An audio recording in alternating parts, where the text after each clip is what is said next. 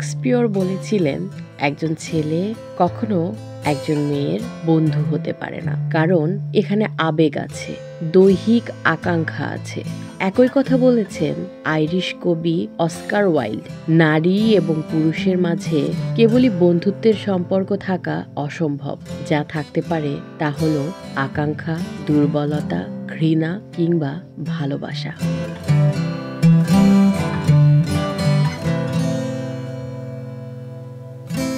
হুমায়ুন আহমেদ বলেছিলেন, ছেলে আর মেয়ে বন্ধু হতে পারে, কিন্তু তারা অবশ্যই প্রেমে পড়বে, হয়তো খুবই অল্প সময়ের জন্য, অথবা ভুল সময়ের জন্য, কিংবা খুবই দেরিতে, আর না হয় সব সময়ের জন্য। তবে প্রেমে তারা পড়বেই।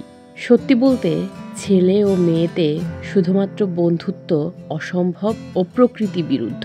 কেননা শুধুমাত্র বন্ধুত্ব হলে প্রকৃতি নিজের অস্তিত্ব হারাবে।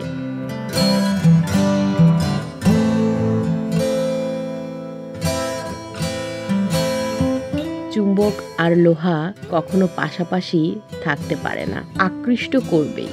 যদি কেউ তা এড়িয়ে যায়, তবে সে ভণ্ডামি করছে, নয়তো ধোঁকা দিচ্ছে। আগুনের পাশে মোম গলবেই। ছেলে ও মেয়ে বন্ধুত্ব হতে পারে, কিন্তু একসময় প্রেমে বা অবৈধ সম্পর্কে রূপ নেবেই, আর এটাই স্বাভাবিক।